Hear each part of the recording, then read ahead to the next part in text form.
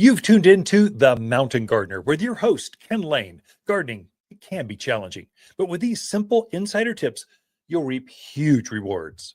Now, let's tune into today's Mountain Gardener with Ken and Lisa. And we are back with Lisa Waters-Lane in the studio. She comes each week with your garden questions. Just what are people talking about out in their gardens, and can we learn something from that? So welcome to the studio, Lisa. Thank you.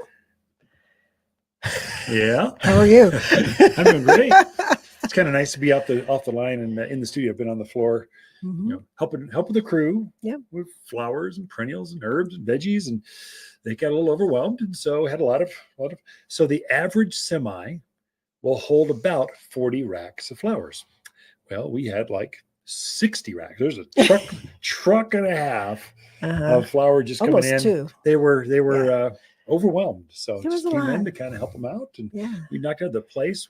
When we got all done, the people are going, "Oh, this is the most beautiful I've ever seen the gardens, and it's so pretty." These are friends and folks that have seen us grow up over the years. It kind of tickles my heart when I hear that. So thank you for just commenting how nice the place looks. We are trying, and when you fill up a place with trucks and trucks and trucks of plants that are beautiful, it does feel like a botanical garden. It does. That's our goal. Yes. And now with that new shade structure, you just want to bring your cup of coffee and peruse.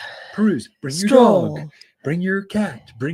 Someone brings their parrot. Yeah, somebody brought a parrot in the other fun. It was, I forget which, I don't know, my parrots. But we kept hearing this weird noise. It's like, was there something in the parking lot? What? And it was this bird just making all kinds of interesting noises, but it was fun. Yeah. So garden questions, we should cover some gardening things for folks. What is a good one that someone might have asked?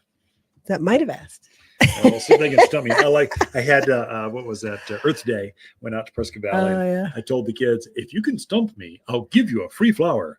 And they came up with some really good ones. And luckily, even if I didn't know the answer, I could bluff. You could bluff. So, talk with confidence, look them in the eye. There you go.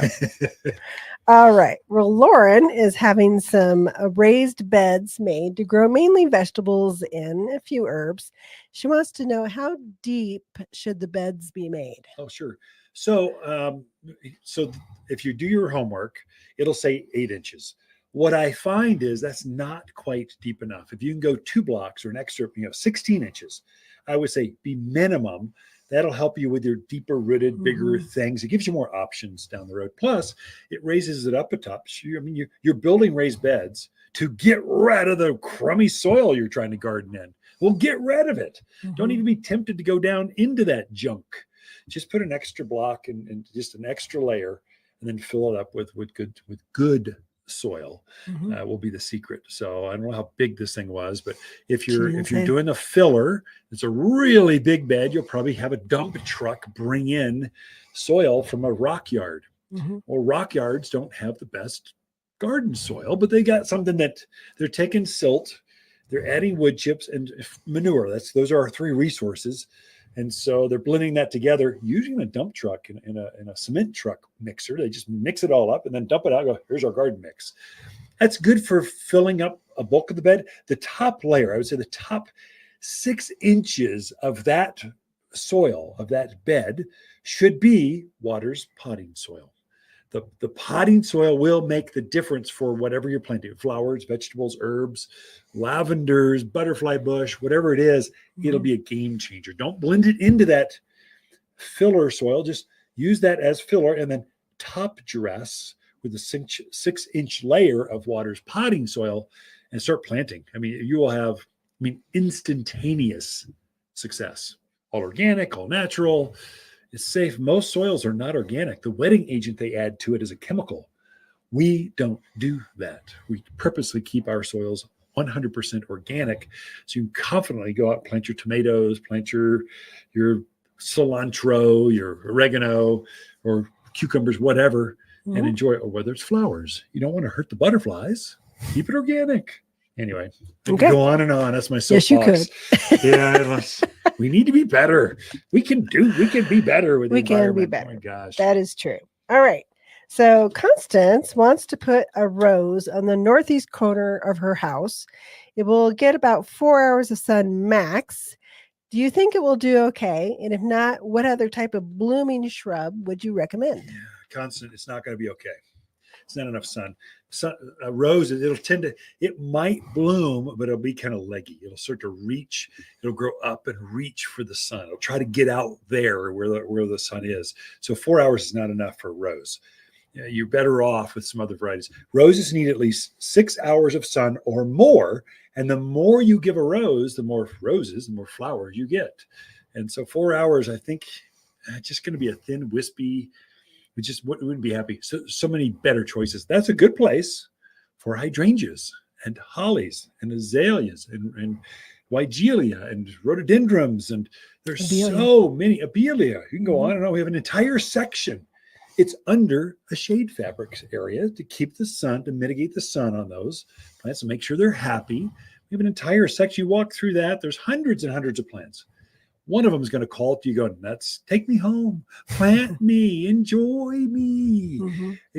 Look for that. So probably a rose, not ideal. That's one where it's good to ask before you commit to, spend $30, put a rose in, and 3 years later you're going, "Why doesn't it ever bloom?" Well, you should have asked ahead of time. That is true. All right. Next question is from Stephen.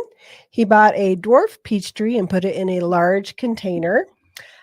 He says there were quite a few peaches developing. Nice. He wants to know, do we let them all grow? Do we let none of them grow? Good, yeah. Do we thin it out? What do you do the first year? Yeah, Stephen, great question. So all of the fruit trees that we grow here at Waters Garden Center, we purposely bring in varieties of the right age. So the people that shop here at our garden center had a nickel for every time I heard, "I don't want to wait. I've got the money. I'm old enough. I'm retired. I got my dream home and I'm not waiting for peaches or apples or pears or cherries or plums. I want it to be of age now." So all of our trees are of fruiting age. Typically, peaches have to be about 6-7 years old before they're old enough to start producing fruit. So obviously you've got an older tree. So that's good for you. It's fruiting. Good. That's great. Enjoy. What the book says is don't let fruit trees fruit the first year because they're either fruiting or they're rooting. You want them to focus all their energy on a root. If it was a fairly large root you had, so it's a 5, 10, 15 gallon size, it probably has enough roots. I would thin the fruit. And, I would say peaches are notorious for producing so many fruits. The roots cannot keep up with all this fruit production. And so we tend to thumb prune or thin the fruit off of that. We'll thin it by about 50%. It's very painful, but you're taking all the weaker, competing, if in doubt, pick it out. Get it off of there and leave the strongest ones left. And so all the energy from that root will focus in on those remaining fruits. You get a nice, big, juicy, melt in your mouth peach. Oh, Stephen, you're going to be so happy. But I would say go ahead and let it fruit. Enjoy it. But I would take off probably half of all those smaller fruits. And you don't want to, you're kind of dime size. So they're obviously formed. And so you're just trying to thin those off real quick. It'll take you almost no time. You pick them right off. You don't need scissors or pruners. You just pick them right off. And so be aggressive. It hurts most folks. It seems like gardeners don't pick enough of their fruit off. And so they're left with a whole bunch of pits and not much fruit on these plants. That's very important for plums, peaches, pears and apples are notorious for an apple will put on like a cluster of 5 apples on the end of a branch. Then the branch starts to weep and sag and it starts to break. Well, take all of them but 1 or 2 apples off of that cluster. As soon as you can see, they're forming, there's obviously 3 of those that just aren't as strong as the other 2. Take those 3 off of there. If anything's damaged at all, a blemish, take it out of there, get it off of there. It'll be game changer. So hopefully that answered Stephen's question. Enjoy. So. You are going to have, sounds like an amazing peach crop. Ken and Lisa Lain, the Mountain Gardeners. We are Out of time? Water's companion plants in May are Vining akebia, Indian hawthorn, Prescott sunshine geraniums, and purple robe locusts. Incredible long clusters of purple flowers in May that look just like wisteria flowers hanging from this local bloomer. The 8-inch fragrant flowers cover the tree profusely. Super hardy and drought tolerant with a brisk growth rate of 2 feet in 1 year. It's just the perfect backyard shade tree. You'll find the shadiest trees here at Waters Garden Center, 1815 Iron Springs Road in Prescott. For a more fruitful garden, increase success in the landscape that just feels better, then tune in daily to the Mountain Gardener podcast. Subscribe through your favorite podcast streamer or visit watersgardencenter.com. Better yet, visit me directly right here at Waters Garden Center. Thanks for tuning in.